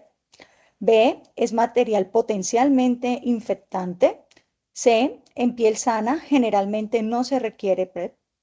D, solo potencialmente infectante si está contaminado con sangre. Y la última, B y C, son correctas. Esto es un escenario bastante frecuente que puede ocurrir en la práctica clínica de los diferentes laboratorios debido al volumen de trabajo, a la movilidad de estos servicios que pueden presentar. Entonces, ¿qué pasaría si nos llega a urgencias un paciente en esta condición? ¿Sería considerado riesgo ocupacional o no? Bueno, se ha empezado a mover un poco la votación. Van 9 personas. Nos falta uno para completar los 10 de siempre. ¿Quién se anima de los 17? Y llegamos a los 17. Vamos a ver cómo se comportó un poco esta votación. Hay un porcentaje muy importante que incluyó que la B y la C son correctas en un 55%, seguido de que específicamente en la piel sana, generalmente este tipo de exposiciones no amerita el PEP y que efectivamente, como lo vimos al inicio, en la clasificación de líquidos que pueden ser potencialmente infectantes, pues es una opción válida. Por lo tanto, tener esas dos situaciones nos hace contestar que la última opción es la correcta. Profe Lenis, tiene el micrófono apagado. El líquido cefalorraquídeo, pues sabemos que hay definitivamente virus en el líquido cefalorraquídeo, sobre todo en los pacientes sin terapia e incluso en pacientes con terapia, ¿no? Que esta es una de las cosas que más se ha investigado con respecto a la demencia asociada a VIH, que es algo que afortunadamente ya vemos poco, y la necesidad de medicamentos con penetración al líquido cefalorraquídeo precisamente por esto, porque la carga viral en líquido cefalorraquídeo por lo general es directamente proporcional a la carga viral en suero. Entonces, el líquido cefalorraquídeo se considera como potencialmente infectante aun cuando no esté contaminado de sangre. Y una vez que se establece que hay una exposición de riesgo, pues lo primero que hay que mirar es cuánto tiempo hace que ocurrió. Y aquí puede haber una discusión bastante interesante y es si se justifica más allá de las 72 horas dar un tratamiento profiláctico o no. Porque, pues, básicamente los medicamentos antirretrovirales actúan cuando ya los que usamos, pues, para los eventos de exposición, cuando ya el virus ha penetrado al CD4, es decir, el virus se ha anclado al receptor CD4, ha buscado el correceptor de quimoquinas y a no ser que estemos dando Maraviroc para PrEP, pues tiene que haber entrado ya el virus al CD4 y haber iniciado el proceso de transcripción reversa de RNA a DNA, que es donde actúa el tenofovir en tricitabina para bloquear la infección.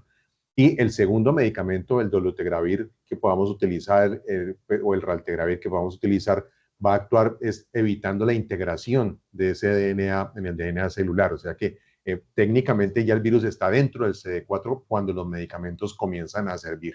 Entonces, ese es un proceso que ocurre de forma lenta y rápida, pero pero una vez que la célula es infectada, entra en un proceso de muerte celular, de apoptosis. Entonces, lo que nosotros buscamos es que si ese CD4 ya se infectó, pues evite la producción de virus mediante un inhibidor de proteasa, o si ya fue penetrado por el virus, evite que se integre a su DNA y así no logre producir más virus y lograr que se infecten CD4 de memoria inmunológica, que son los responsables de la infección crónica.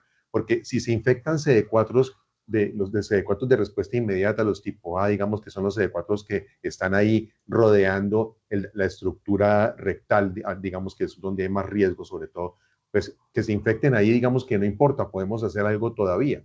Pero cuando ya se infectan los CD4 de memoria inmunológica, esos no entran en proceso de muerte celular, esos se quedan con el virus integrado en su información genética y son los responsables de que la enfermedad no se cure. Entonces, esas 72 horas es algo muy teórico, ¿no? Basado en estudios en animales, etcétera. Y uno podría estar autorizado en un evento de alto riesgo, pienso yo, de muy alto riesgo, a dar tratamiento pasadas las 72 horas, pero entonces ya no estaremos hablando necesariamente de una profilaxis preexposición, sino de pronto de un tratamiento temprano en el caso de que esto fracase. Entonces, yo creo que las 72 horas es el límite, sí, pero digamos, tenemos una agresión sexual con un agresor con una carga viral muy alta, con una relación sexual traumática, donde hubo sangrado, etcétera, pues yo a esa paciente así llegue a los 3 días o a los 4 o a los 5 días probablemente le daría tratamiento, porque ya no estamos dando profilaxis incompletas, ahora damos tratamiento completo. El tenofovir entecitabina dolu es un tratamiento para VIH completo. Cuando dábamos tratamientos incompletos, que muchos de ustedes, los que están acá, llevan años trabajando en esto, recordarán que uno clasificaba las exposiciones en alto riesgo, entonces daba 3 drogas, y las de riesgo bajo daba solo sidobudinalamido y daba solo 2 drogas, lo cual constituía un tratamiento incompleto para el VIH, que sería pues una barbaridad dárselo a un paciente recientemente infectado. Pero en el caso de un alto riesgo, yo lo que ya no estaría dando una profilaxis preexposición, o la estaría dando, pues, digamos, confiando en la suerte de que nos sirva. Y si fracasa, pues es un tratamiento para VIH instaurado tempranamente que va a evitar la invasión de los reservorios y mejoraría el pronóstico a largo plazo del paciente, ¿no?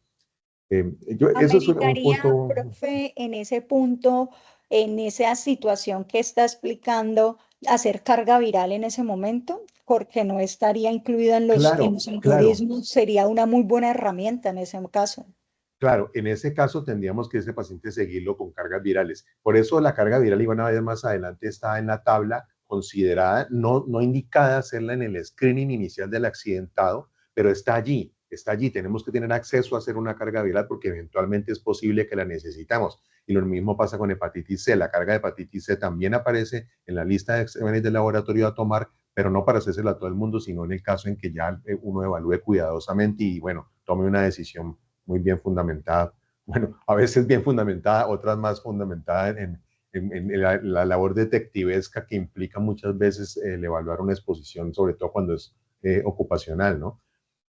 Hacemos las pruebas, pues, y si las pruebas son negativas, pues el paciente se va a profilaxis, ¿sí? Lo que está indicado allí donde está el puntero en este momento es TLD, porque es lo que deberíamos ofrecerle a todos los pacientes de entrada, y si está contraindicado, nos vamos a los regímenes que siempre hemos recomendado, pues que pasarían a ser alternativos. Pero en el momento no podemos dar TLD todavía porque no está pues la circular todavía el Ministerio de lo Norme, de manera que vamos a los regímenes mencionados como alternativos allí y se debe dar pues de 28 a 30 días. Lo de 28 es porque las presentaciones y los estudios se han hecho por 4 semanas, ¿no? Entonces 4 semanas son 28 días, pero en Colombia todos los medicamentos vienen en cajas de 30. Es algo como un poquito inexplicable, ¿no? Bueno, dale. Entonces, ahí está la primera opción y es muy fácil. Es tenofovir en tricitabina, sea con dolutegravir, con darunavir o con atazanavir.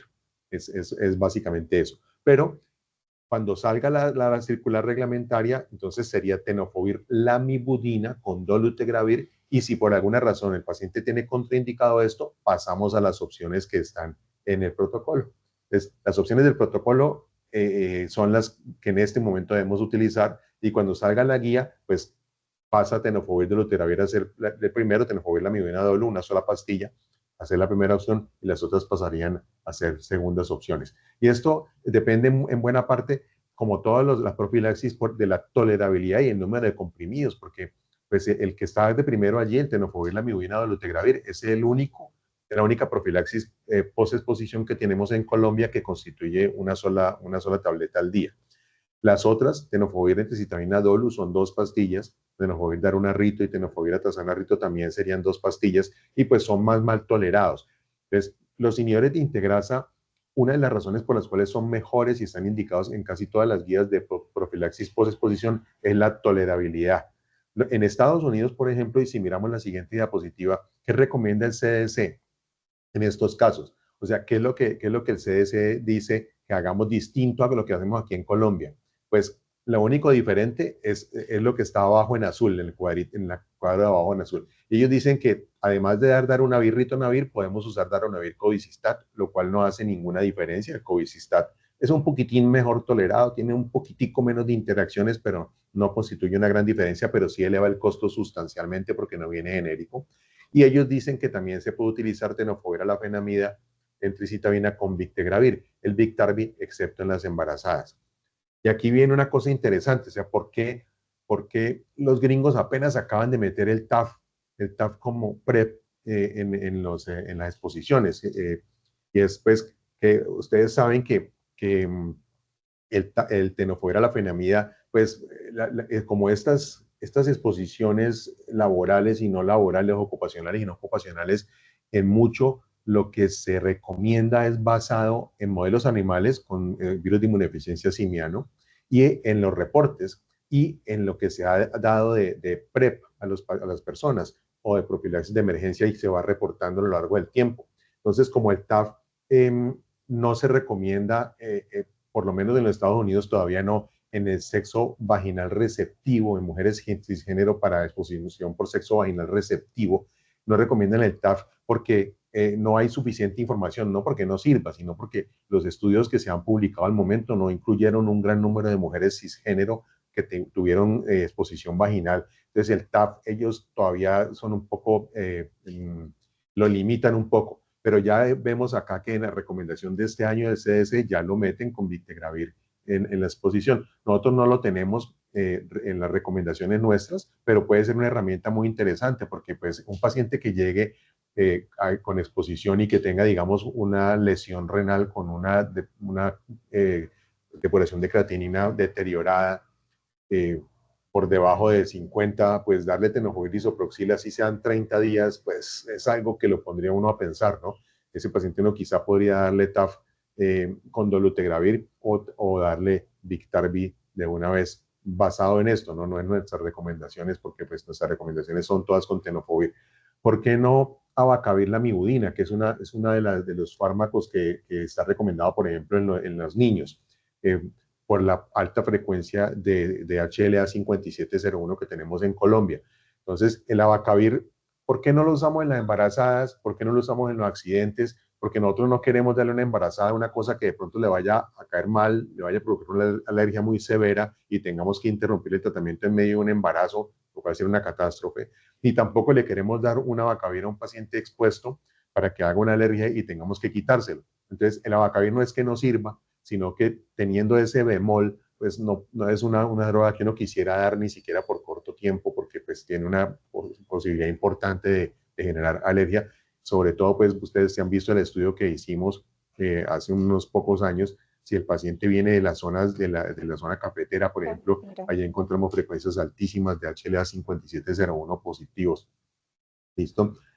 Finalmente, ¿qué pasa en este caso de que el paciente se haya expuesto a un virus resistente? No, es que la pareja está tomando retrovirales, no es juiciosa y tiene un virus con una resistencia demostrada o sospechada. Yo quise poner esto acá porque lo más importante en el servicio de urgencias o en el momento del accidente o la exposición es no retardar el inicio. O sea, dele lo que tenga a la mano. Que es resistente al darunavir, dele de todas maneras el darunavir.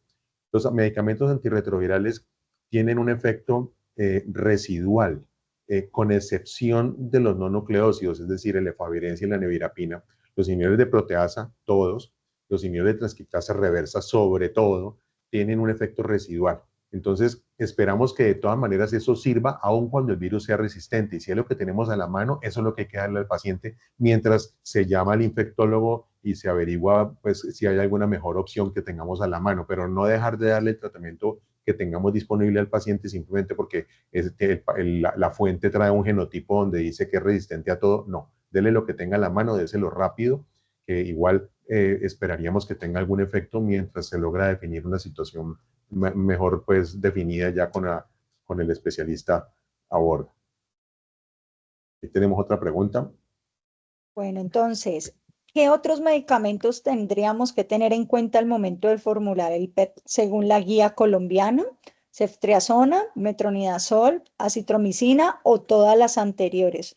Creo que es una pregunta importante resaltar que independientemente del comportamiento etario al que nos estemos enfrentando, es importante no olvidar otras comorbilidades importantes, no solo el VIH como fundamento para este tipo de prevenciones y de enfoques. Entonces, sí hace relevancia tener que considerar ciertos medicamentos diferentes a las terapias antirretrovirales como una estrategia en estos pacientes. Entonces, estamos viendo de 19 votantes, van 5, un poco más rápido que en preguntas anteriores, 7. Si hemos prestado mucha atención a las charlas, se ha hecho un énfasis importante en esta respuesta y nos falta un hito para cerrar la votación. Tuvimos una sola persona que consideró acitromicina solita y un 90% de los votantes consideraron unas terapias combinadas. La respuesta correcta, como ya hemos visto desde la presentación de enfoque pediátrico, es todas las anteriores. Aquí vale la pena y si el cuadro en los mayores de 13 años es prácticamente igual que el que vieron ustedes en pediatría, no son los mismos 3 antibióticos. Si miramos la siguiente diapositiva, quise traer para mostrarles lo que está recomendado ahora por CDC en la guía del 2021 de ellos, y ellos están recomendando doxiciclina en lugar de acitromicina, ¿no? Eso es muy importante porque ya se ha demostrado cómo el comportamiento de las enfermedades de transmisión sexual, principalmente gonorrea y clamidia, han hecho unos cambios en resistencia que hace de que el uso de acitromicina tenga que ser relevado a medicamentos con mejor efectividad para este tipo de enfermedades de transmisión sexual. Interesante las diferencias que realiza, diferente a lo que tenemos nosotros aquí en Colombia con el metronidazol solo en mujeres y el uso solamente de ceftriaxona, doxiciclina para hombres. Pero, doctor Lenis, ¿sería necesario los 7 días completos o el esquema de doxiciclina en su dosificación podría ser otra estrategia diferente? Sí, la estrategia de Doxipep, que serían 200 miligramos de doxiciclina en las siguientes 72 horas de la exposición, pues es algo que está muy en boga y muy en investigación ahora. Yo creo que todavía no lo han incluido o no lo han recomendado, porque pues por un lado hay estudios que han mostrado que la adherencia puede no ser buena. Yo me pregunto cómo puede ser más mala la adherencia a un tratamiento que es una monodosis comparada con una de 7 días. Y lo otro es que, pues, en esos estudios que se hicieron en mujeres cisgénero, el resultado no fue muy bueno. Entonces, falta un poco más de información, pero pienso que es probable que en algún momento terminemos con una recomendación de ceftriaxona, metronidazol y doxiciclina en monodosis, una sola dosis de doxiciclina, lo cual pues cubriría de buena forma sífilis y pues la ceftriaxona también pues nos cubriría Neisseria, cubriría en parte sífilis también, lo poco que no pueda servir la doxi pues deja las dudas es a nivel de gonorrea, pues que es donde se ha observado que el resultado no es tan bueno. Interesante que en la propuesta anterior hablan de dar penicilina benzatínica solo en embarazadas. y dejan ese escenario del antibiótico intramuscular solo para ellas, considerando las posibilidades de manejo con las otras terapias que tenemos. Y algo que vale la pena resaltar también es el peso. Muchas veces la evolución de las terapias en adultos ha venido cambiando y veníamos de unas dosis muy bajas de ceftriaxona de 250 miligramos inicialmente como manejo de dosis única, pero esto ha venido cambiando y se ha venido ajustando, entonces tener en cuenta que si nuestro paciente pesa más de 150 kilos o 150, la dosis no son 500, sino 1 gramo, para tener en cuenta. Bueno, vamos a ver. Entonces estábamos hablando de tratamientos, de qué otras condiciones infecciosas diferentes al VIH hay que tener en cuenta. Hepatitis B, hepatitis C, sífilis, HTLV, clamidia, gonorrea o todas las anteriores cuando estamos en una exposición no ocupacional.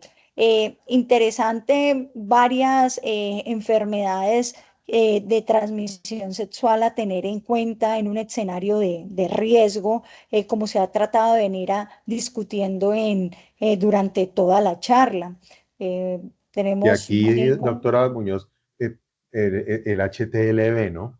El HTLV si uno mira las guías en el mundo, no, el HTLV no es una enfermedad que en general se recomiende evaluar en las exposiciones no ocupacionales, ¿no? Una ocupacional probablemente sí, pues si se trata de una muestra positiva para HTLV, pero en general no está recomendado. Sin embargo, en la guía en Colombia, a través de la vía de atención, se incluyó el HTLV, digamos, como una adición. Es, Poco habría es que muy hacer al respecto, ¿no? importante. Digamos que el HTLV es un fenómeno bastante frecuente en estas áreas geográficas. Cuando uno estudia un poco sobre este virus, ve que afecta áreas asiáticas, Irán y toda la parte de Latinoamérica con una representación muy importante a nivel colombiano, pero que la identificación va más allá de la orientación posterior, porque poco o nada podríamos hacer en su proceso de prevención, porque incluso dentro de sus posibilidades de tratamiento están prácticamente limitadas. Entonces, vemos que han votado en su gran mayoría, el 90% todas las anteriores, un 10% hepatitis B, y nos hacen una pregunta en el público de qué piensan de incluir las pruebas de PCR para ITS al momento de la evaluación inicial de estos pacientes. Pues es que lamentablemente por el costo y la accesibilidad en Colombia, pues todavía no estamos haciendo estas pruebas en todos los casos. Lo ideal sería tenerlas, porque son pruebas rápidas, no son tan costosas en otros medios, pues donde las pruebas de laboratorio suelen ser mucho más altos en precio. Y no solamente en estos eventos, sino en los pacientes que están recibiendo PrEP, ¿no? Los evalúan no solamente sindrómicamente, que es lo que terminamos haciendo acá por la falta de acceso a las pruebas, sino que les hacen las pruebas de ácidos nucleicos para los PCR, pues para buscar otras ITS. Igual es Entonces, importante resaltar que en pacientes asintomáticos la sensibilidad disminuye dramáticamente y que si vamos a hacer una búsqueda activa, la única manera de mejorar esta sensibilidad es haciendo múltiples pruebas en varias áreas donde se haya visto comprometido para poder obtener un resultado. Entonces, sí nos diría que fue una exposición el causante de esa PCR positiva debido al acceso carnal en ese caso, o el paciente ya venía con este fenómeno antes. Creo que dificultaría un poco la división pues, del material de exposición, pero podría considerarse una herramienta. Y nos hacen otra pregunta antes de continuar, que en caso de que el paciente tenga desnutrición y se evidencie una hipoalbuminemia, se debe cambiar la profilaxis de ceftriaxona a cefotaxima, y en ese caso, ¿cuál sería la dosis? ¿Alguien ha tenido experiencia en este aspecto? no. No, yo tampoco. Pues, si bien es cierto, sabemos que la afinidad de la ceftriaxona a la albúmina es muy importante. Podemos simplificar esto que es dosis única en el caso de los pacientes de cirrosis, en donde no se ha ajustado todavía dosis de ceftriaxona y sigue siendo un medicamento que usamos en frecuencia en estas poblaciones que también poseen estas características de desnutrición e hipoalbuminemia. En cuanto a las evidencias de poder o no cambiar el medicamento, sí está, digamos, dentro de las opciones alternativas de utilizar en los pacientes con unas ventajas, pues, de que puede ser oral. Sin embargo, la recomendación número uno, independientemente del estado nutricional para dosis única, no habría una restricción de poder dar la ceftriaxona. Entonces, sigamos con el hallazgo en todos Aquí, los otros patógenos. hablando de los otros patógenos, pues básicamente traje este cuadro del protocolo del ministerio sobre hepatitis B, porque para llamar la atención sobre la importancia que es para nosotros como trabajadores de la salud, no solamente tener la vacuna de hepatitis B, sino conocer los títulos, porque la parte de seguimiento posterior del accidentado, del expuesto, una vez que se conocen los anticuerpos de hepatitis B, se soluciona fácilmente. Es decir, si usted tiene más de 100 mil unidades por mililitro, no tiene que hacerle más seguimiento a la exposición de hepatitis B porque está protegido. Y cuando al contrario no la tenemos y de pronto hay un riesgo de exposición, viene el lío de la gamaglobulina, ¿no? Que es la dificultad que hay en este momento para conseguirla en Colombia, de modo que puede estar allí, pero conseguirla es otra cosa. Y terminamos pues es vacunando al expuesto. Y en la guía del CDC 2025 también, exactamente, si el paciente está documentado y tiene una respuesta documentada a la vacuna de hepatitis, si está vacunado y tiene una respuesta documentada a la vacuna de hepatitis, no hay que hacer nada. Se soluciona la parte de hepatitis B fácilmente y eso en los trabajadores de la salud es crucial. Es importantísimo que tengamos la vacuna y ojalá conozcamos también los títulos. Ahí en la siguiente, pues, hablamos un poquito del kit de profilaxis porque es importante para los servicios de urgencia, los sitios donde se atienden, sobre todo agresiones sexuales. Eh, Hay sitios de la ciudad donde es sorprendente la cantidad de exposiciones por agresión sexual. Esto probablemente no ocurre en la mayoría de las clínicas y hospitales, pero hay unas áreas de la ciudad donde esto es súper frecuente. Entonces hay la necesidad de que tengan los elementos para atender los pacientes y que tengan todo. Por eso, pues la norma tiene un listado de elementos que debemos tener. El listado es interminable. Creo que si vemos la siguiente slide, eh, ahí está tal cual aparece en el protocolo. Pero yo creo que miremos solamente los primeros 5 puntos que básicamente hablan de que tengamos el kit o el acceso, si hay un laboratorio, que el laboratorio pueda procesar una prueba de VIH, de sífilis, pruebas de embarazo, hepatitis B y hepatitis C, las pruebas básicas. Eso es lo que se requiere. ¿Por qué dice que 2? La razón por la cual el protocolo dice que se tengan 2 pruebas es porque de pronto una prueba se daña, se pierde y toca repetirla, o porque si se tiene a la fuente de la exposición, pues se le haga la prueba a la víctima y se le haga la prueba a la fuente al mismo tiempo. Entonces, tener el acceso o el kit para 2 pruebas es importante. Lo demás es la parte técnica y el punto 9 son los medicamentos antirretrovirales, que básicamente lo que dice allí es que tengamos 2 inhibidores de transcriptasa reversa, tenofovir entricitabina o tenofovir lamivudina y un tercer medicamento de otra familia que sería dolutegravir, darunavir o atazanavir. Así de simple. Los antibióticos, por supuesto, y lo demás pues es que las lancetas, que una cosa y otra que son como vainas ya como muy de lo que se requiere para la mecánica de la toma de la muestra. Y en los laboratorios que se le hace al paciente, pues no hay que alargarse mucho en eso.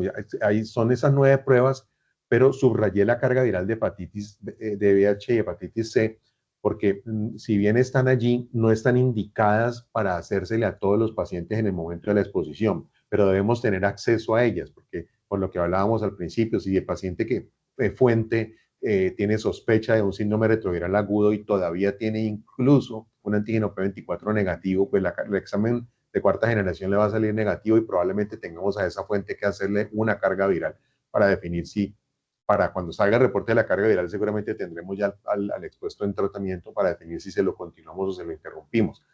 Y las pruebas de hepatitis C eventualmente se pueden necesitar si a lo largo del seguimiento se determina que hubo exposición a hepatitis C o el paciente o la víctima está mostrando alteraciones en las transaminasas o algún signo clínico que nos haga sospechar algún tipo de inflamación hepática que nos pondría a pensar pues en cualquiera de las tres, A, B o C. Pero ustedes ven allí que donde dice carga viral para VIH y carga viral para hepatitis C, solo dice que la prueba de hepatitis C sí se debe hacer, pero la carga viral solo ante síntomas de hepatitis C aguda, antecedente o que el paciente tenga una historia de hepatitis C tratada, en cuyo caso pues el anticuerpo no serviría para nada.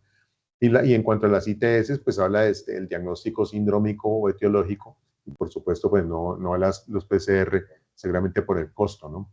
Y por el acceso. La otra cosa importante antes de avanzar es con el hemograma, ¿no? Por lo menos en pediatría que nosotros seguimos usando sidudina, sí es importante tener el hemograma de inicio y de seguimiento porque pues la sidudina pues se asocia a anemia, ¿no? Que lo podemos ver con frecuencia. Esto sí que es importante lo que el doctor Patiño está diciendo, porque si en un adulto, pues generalmente no vamos a emplear medicamentos que sean supresores medulares, pero en los niños sí. Pues es vital que se haga el hemograma en los niños y probablemente haya que hacerle por lo menos el seguimiento a la hemoglobina en los siguientes días mientras se le está suministrando ZT. En los adultos de pronto la creatinina sería el importante allí y las pruebas de función hepática, pues o las transaminasas por lo menos para evaluar si ha habido exposición a hepatitis B. Pero en los niños sobre todo importantísimo hacer el hemograma por la exposición a ZT, que es el medicamento indicado, ¿no? La investigación en esto es muy complicada y desafiante porque pues es que nosotros no podemos hacer estudios controlados y prospectivos en exposición a VIH. Eso no sería ético, de manera que es algo sobre lo que se viene aprendiendo a lo largo de los años y seguramente seguiremos aprendiendo de los reportes que se hagan en humanos y de los modelos animales con virus de inmunodeficiencia simiano, que son los más cercanos a VIH y con los cuales se ha hecho la investigación. Si miras y muestras la siguiente diapositiva, cómo se llegó al desarrollo, a concluir que debíamos dar el tratamiento lo más temprano posible. Básicamente, pues los reportes de que de la ZT servía, se reduce el riesgo dramáticamente solo dar sidudina. O sea, si una exposición para VIH de por sí tiene un riesgo bajo, porque digamos la exposición ocupacional con una aguja puede tener un 0.3% nada más de riesgo, o sea, 3 en 1000, ya es bajita. Y si a eso le quito un 81%, pues ya la droga es bastante eficaz. Una exposición que solamente tiene un 3% de probabilidades, 0.3% de probabilidad, la reduzco un 81%, casi que la llevo a 0.03. Ya no a 0.3, sino 0.03. Entonces, aprendimos eso y se diseñaron estos modelos animales. Dale a la siguiente, donde se le dio dale a la siguiente para que ganemos tiempo también. A los primeros grupos en esos con modelos con macacos en inmunodeficiencia simiana, y en los primeros 4 grupos, como pueden ver allí, se les inició el tratamiento con tenofovir en las primeras 24 horas, unos con placebo y los otros 3 se les dio por 3 días, por 10 días y por 28 días. Y a los últimos 2 grupos se les dio iniciando a las 48 horas de haberlos expuesto o a las 72 horas de haberlos expuesto y se llevó a 28 días. Y se encontró que lo más eficaz era arrancar donde está la flechita, 24 horas, dentro de las primeras 24 horas de la exposición y dar 4 semanas con solo tenofovir. Desde allí, que son estudios pues viejos, esto es del año 98, imagínense, dale a la siguiente, se demostró que la transmisión en estos pacientes, en estos macacos, estos miquitos, fue 0 cuando se empezó dentro de las primeras 24 horas del tenofovir y se les dio 4 semanas. Entonces, de ahí es que se derivan todas estas recomendaciones. Es una vaina totalmente extrapolada de animales y de los reportes posteriores. Entonces, después aprendimos que dar tenofovir la amibudina era mejor. Entonces, o sidobudina la amibudina era mejor que dar solo sidobudina, que tenofovir en tricitabina era mejor que dar solo tenofovir. Y ahora ya nos vamos, como ya existen fármacos tan buenos como los inhibidores de integrasa, que el medicamento ideal debe ser un inhibidor de integrasa como tercer componente, y viene el dolutegravir a meterse allí y nos da la opción de darle a todo el mundo. No es que, no, si el bajo riesgo le doy 2 drogas, si es alto riesgo le doy 3. No. O das PrEP, PEP o no das PEP. Y si das PEP, das 3 drogas de una vez. No nos ponemos con peros porque son medicamentos poco tóxicos, bien tolerados, etc. Y hay que hablar de las exposiciones diferentes a la exposición sexual. Y esto sí que se vuelve más importante cada vez porque usuarios o consumidores de drogas inyectables vemos cada vez más. La gente que es adicta a las drogas inyectables y que las consume. Entonces, hay que ver que los hallazgos en PrEP no ocupacional, dado que son derivados básicamente de la exposición en humanos y en modelos animales, no contemplan la exposición a inyectables, ¿no? Dale más adelante, digamos. Y en todos hay que mirar siempre cuándo pasaron más de 72 horas o no, ya discutimos esto, cómo fue la exposición, qué tipo de relación sexual ocurrió, fue un accidente con una aguja o fue compartir agujas, que son situaciones completamente diferentes, el adicto a la heroína que comparte o la aguja o la parafernalia asociada para inyectarse la droga, es muy distinto al accidentado en el laboratorio en urgencias, el estado serológico del expuesto, el estado de la fuente y si la persona fuente está tomando medicamentos antirretrovirales y si está controlado o no está controlado. Entonces, ahí vemos cómo las mordeduras, el escupir, los fluidos, incluyendo semen o saliva, sobre todo si ocurren sobre piel sana, no tienen prácticamente riesgo e incluso el compartir juguetes sexuales. Sí, lo cual pues yo diría que ahí sí tocaría hacer un poquito, entrar como en cómo fue la cosa, cómo es el juguete, de qué color es, para qué servía.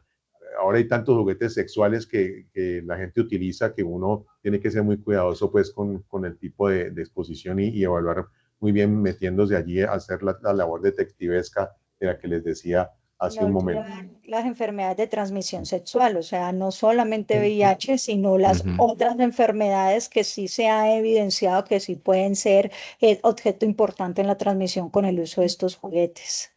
Correcto. Y ahí ves si te devuelves a un momento al anterior, cómo el mayor riesgo constituye la transmisión de sangre contaminada, pues el compartir agujas 63, mientras que la exposición percutánea en el accidente es 23. O sea, el riesgo de compartir agujas es el doble que el del accidente en el servicio de urgencias en el laboratorio o cuando están vacunando el paciente, etcétera. Y en la siguiente, pues los factores que hacen que la exposición pueda tener más riesgo, ¿no? Si el paciente tiene una carga viral plasmática muy alta, pues es más transmisible. La presencia de enfermedades de transmisión sexual, especialmente ulcerativas, aumentan el riesgo tanto de transmisión del VIH como de adquirir el VIH. La persona que tiene una enfermedad de transmisión sexual, especialmente ulcerativa, transmite más y el que la tiene y se expone también se contagia más fácilmente. Entonces, todas estas cosas, tenerlas en cuenta, si están tomando retrovirales, etcétera, bueno, no solamente es preguntarle al paciente cuánto tiempo ha transcurrido, sino cómo se ha presentado la exposición, en qué condiciones, etcétera. En general, entonces, la exposición a las secreciones genitales y todos los fluidos potencialmente infecciosos, cuando se desconozca el estado, se recomienda arrancar y debe atenderse dentro de las primeras 72 horas. Cuando se desconoce el estado de la fuente, pero se dispone de pruebas de VIH, no se debe retrasar el inicio de la profilaxis. Arranque y después mira qué sucede. No dejar pasar el tiempo, porque entre más rápido se arranque, mejor. Miren que el estudio del tenofovir fue 24 horas, ¿no? Y ahí tenemos una pregunta. Bueno, entonces una persona que está adherente a su programa de PrEP, recordar que el PrEP es toda aquella terapia que utilizamos previo a la exposición en pacientes de alto riesgo o simplemente que por su convicción deseen entrar en este programa, está desde hace 4 meses y consulta porque tuvo un contacto sexual hace 24 horas con una persona que vive o convive con VIH. La indicación en este caso sería: no se requiere suministrar PrEP solo con 2 fármacos, suministrar PrEP completa. Vamos a ver qué dice nuestros participantes ante esta pregunta. Si estoy con PrEP y tengo contacto sexual con un paciente que convive con VIH, ¿requiero PrEP o no requiero PrEP? Yo no sé si esto se dé en un paciente que está recibiendo profilaxis preexposición tiene una relación de riesgo y va a urgencias y dice, yo estoy tomando mi PrEP, pero me expuse, ¿necesito tomar profilaxis posexposición? Esta es la pregunta, ¿no? Mm, Yo creo que sí puede pasar el escenario en el que todavía no hay un entendimiento total de cuáles son las ventajas o cuáles son hasta dónde llega las propiedades que puede tener el PrEP en estos pacientes. Entonces, entran en una situación en la que ya se ven expuestos, tienen el riesgo y ya tenemos los 10 votantes, tenemos un 80% que dice que no requiere suministrar PrEP, un 10% que dice un PrEP solo con 2 fármacos y un último grupo que habla de PrEP completa. De las intervenciones médicas más probadamente eficaces es la profilaxis preexposición. Es decir, un paciente, una persona que está en PrEP, es poco probable que adquiera la enfermedad así se exponga. Entonces, no habría indicación de suministrarle tratamiento en esos casos. No se ha demostrado que sea necesario. Entonces, sin embargo, miren ustedes que en ese último renglón allí dice que no se recomienda de forma rutinaria si el origen ha documentado supresión viral sostenida. Esto es una situación bien interesante para plantearnos, ¿no? Dale, más adelante. Cuando el paciente se le pregunta, bueno, pues está tomando su prejuicioso as recommended or as prescribed, dicen los gringos, está tomando de la droga como es, pues el paciente dice, sí, me la estoy tomando todos los días, pero no existe una definición para eso. O sea, ¿qué es ser adherente a PrEP? ¿Cuántas omisiones al mes o a la semana son permisibles en un paciente que está recibiendo PrEP? Entonces, hemos observado que la PrEP es eficaz aún en pacientes que no son muy adherentes a ella, de manera que 4 veces por semana reduce el riesgo más del 95%. Un paciente no tiene que estar en PrEP absolutamente adherente para que eso funcione. Entonces, habría que preguntarse también qué tan juicioso está. Si el paciente de pronto le dice a uno, no, yo no me estoy tomando sino 4 o 5 veces a la semana, tal vez ahí está dentro del límite eficaz. Pero si me dice, me estoy tomando 2 o 3 veces a la semana no más, a ese paciente quizá de pronto sí le podríamos justificar darle profilaxis posexposición porque no está protegido. Entonces, hay que conocer las cifras y sabemos que la adherencia funciona con solamente 4 dosis a la semana, de manera que si es de 4 o 5 en adelante, es posible que no darle profilaxis sea válido. Si es menos de 4 dosis a la semana lo que el paciente está tomando, tal vez sí valga la pena darle. De manera que la respuesta no es absoluta porque no hay una definición clara para qué es ser adherente a PrEP. ¿Cuánto es el mínimo exacto para uno poner esa barrera entre le doy o no le doy? Y doctor, ¿y en esos que usan PrEP ante situación de exposición, existen 2 tipos de PrEP que pues, se pueden ofrecer en aquellos que se preparan antes de los eventos sociales y tienen en la mira? En ese caso, sí se recomendaría dar un tratamiento, digamos, de PrEP. Pues yo creo que no, porque pues desmotivaría el verdadero sentido de la profilaxis a demanda, que es esta, ¿no? Que es que el paciente se toma las 2 tabletas antes de la relación sexual y se toma una al día siguiente y otra al día siguiente, las 4 pastillas. Pues esto acabaría con la indicación. Lo que hay interesante, digamos, en PrEP a demanda es algo que se acabó de publicar en el CROI de este año, donde se evaluó una PrEP a demanda distinta, en la cual se dan 2 tabletas, 2 tabletas, 2 tabletas, 2 tabletas por 4 días y eso proporciona una protección más prolongada que solamente tomar 2, una y una.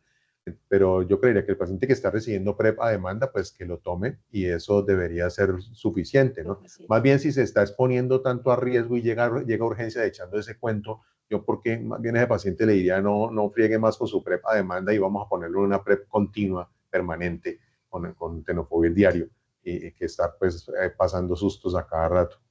Esa es lo Una que... pregunta que tengo yo es, ¿qué tanto puede incidir en la adherencia que uno le dé toda esta información al paciente? Porque si uno le dice, no, tranquilo, usted con solo 4 dosis por semana está cubierto en más del 95%, pues la gente va a tender a tomársela solo 4 o de pronto hasta menos.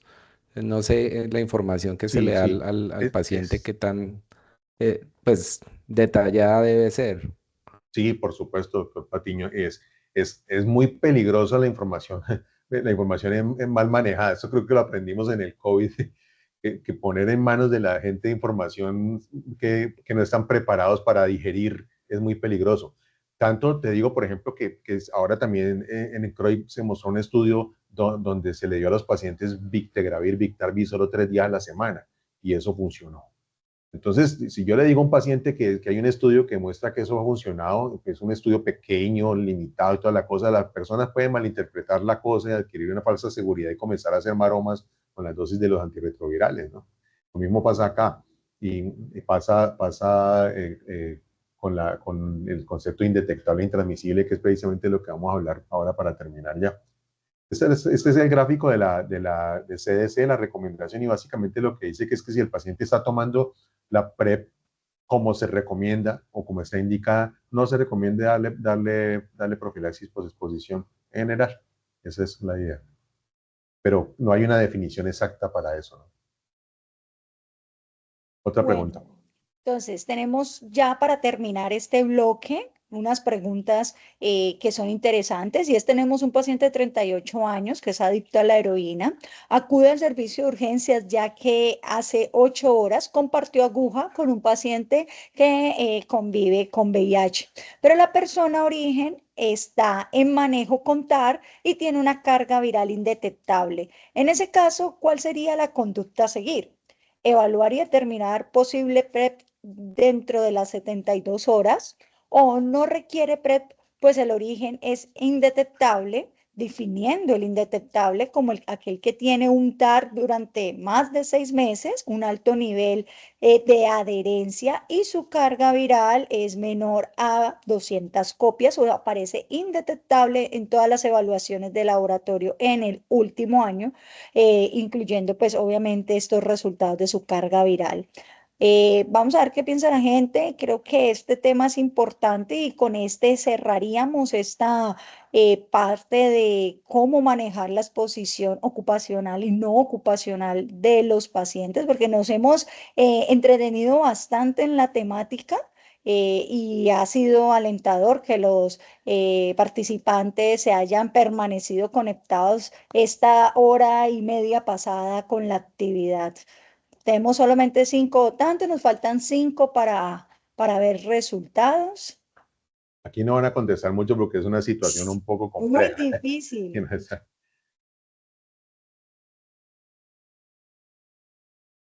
Bueno, yo creo que están todos Dale, tímidos, difícil. Hay de bueno. 86%, 14%. Difícil, Es, ¿no? sí, es que es muy importante esta pregunta porque para que repasemos que el concepto de indetectable e intransmisible es para relaciones sexuales, no para compartir agujas.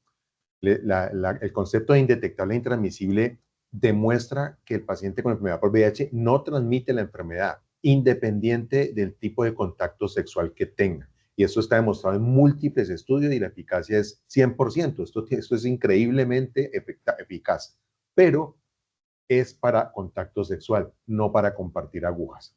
Entonces nosotros no podemos, si no hay estudios controlados o reportes en este sentido, extrapolar la información de indetectable e intransmisible a una condición en la cual el paciente se expuso fue por compartir agujas.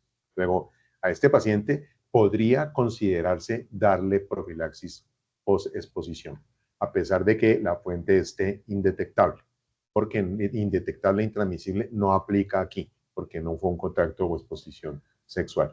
De hecho, dice el flujograma del CS, no se recomienda rutinariamente, pero no dice no se recomienda porque no hay estudios. Ahí está la información, los estudios concluyen que el paciente indetectable, y indetectable ni siquiera tiene que estar indetectable e intransmisible son pacientes que llevaban más de 6 meses con cargas virales por debajo de 200 copias, ni siquiera estaban en menos de 50, pero no se ha publicado estudios similares relacionados con niveles de carga viral y transmisión de VIH en usuarios de drogas inyectables. De manera que en ese caso estaría uno autorizado a considerar dar PrEP para la exposición. ¿Sí? La concepto es, no se recomienda de rutina, no se recomienda de rutina. Y ahí está el gráfico, en la siguiente está el gráfico creo que es de la exposición exactamente a drogas intravenosas, y miren que ese cuadrito tachado allí indica que ahí no importa si está tomando PrEP o no está tomando PrEP, el flujograma del CDC ni siquiera considera eso, ni siquiera lo ponen. No lo ponen porque no importa, simplemente tiene menos de 72 horas, está suprimido, considérelo caso a caso, considérelo caso a caso. ¿Ven? O sea, le dejan abierta la opción de sí formular la PrEP en esos casos. Y la última pregunta. Paciente que durante una riña callejera es mordida por un paciente que convive con VIH. ¿Cuál sería la conducta a seguir? Evaluar la individualizada este caso, iniciar una PrEP inmediatamente o no se recomienda el uso rutinario de PrEP. Vamos, la última pregunta ya para terminar con broche de oro la sesión. Estamos un poco cansados, pero digamos que los participantes estuvieron acompañando y muy activos en toda la actividad y nos falta un votico. Perfecto. 11 votaron. Uy, interesante comportamiento. Iniciar PrEP inmediatamente 45%, evaluar el caso 36% y un 18% no lo recomendó. Interesante, ¿no? Sí, pues Vamos a ver. la probabilidad es despreciable, ¿no? La probabilidad es despreciable, sin embargo, yo no estoy compitiendo allí, ¿no? La probabilidad es despreciable, sin embargo, por ejemplo, si el paciente origen de la mordedura, el mordedor, tiene una enfermedad periodontal que implica sangrado, Claro. eso es saliva contaminada con sangre y uno podría considerarlo, ¿no? Entonces, no se recomienda de forma rutinaria, pero podría considerarse si está contaminado la saliva con sangre. Bueno, creo Con sangre del agresor, del ¿no? Del Con agresor. agresor. sangre Del del... agresor. Ujú. Creo que fue muy entretenido los casos, vimos los escenarios desde los prematuritos que nos dejó pensando el doctor Jaime con esos expulsivos tempranos, hasta situaciones extremas de compartir jeringas y de generar estas situaciones de riesgo y la evaluación del PrEP con el PEP. Fue muy interesante, muy enriquecedor. Doctores, muchísimas gracias por compartir esta información. Nos informan que efectivamente tenemos unas entradas a las dos actividades de ASIN, tenemos ASINVIR y tenemos también nuestro evento magno en septiembre en un escenario muy enriquecedor también, y tenemos pues una ganadora, Viviana Ayazo Oliverio, es la ganadora de este concurso de preguntas participativas. No sé, Jamie, si tenemos otro premio, ¿cuántos tendríamos ya para cerrar la actividad? Pueden ser 3, doctora, y las personas que ganen nos pueden poner su correo electrónico para hacerle llegar su inscripción. Y nos avisan a qué evento están interesados en asistir. Claro está. Entonces serían los 3 primeros, Laura Castillo y May Ercu. No, pues muchas gracias a todos los participantes, a los doctores, como siempre, la compañía siempre de Sonia y de Jamie, que me perdona la vida por haberme equivocado al inicio, pero que sabe que es con mucho cariño, y esperamos que nos acompañen en la próxima emisión de nuestro PROA. Profe, tiene el micrófono apagado. Muchas gracias a todos, muchas gracias al doctor Patiño por ayudarnos con la parte pediátrica, que siempre es un problema para nosotros que no vemos niños. Muchísimas gracias, doctora Jenny Muñoz. Y a todos los asistentes los recomendamos para que estén pendientes del próximo evento de prueba. Sí, a propósito, el próximo evento de prueba es el próximo martes 22 de junio. Entonces, julio, perdón, vamos a estar el doctor Iván Benavides y yo hablando sobre experiencias en prueba pediátrico. Entonces, los esperamos. Muchas gracias, Jenny. Muchas gracias, doctor Lenis, por todo. Gracias a Sonia, a Jamie por toda la parte logística. Y nos esperamos entonces el próximo martes. No lo pueden perder. Que tengan buena noche todos. Hasta luego. Muchas Que gracias. estén muy Que bien. Hasta descansen. luego. Bueno, muy bien, muchas gracias.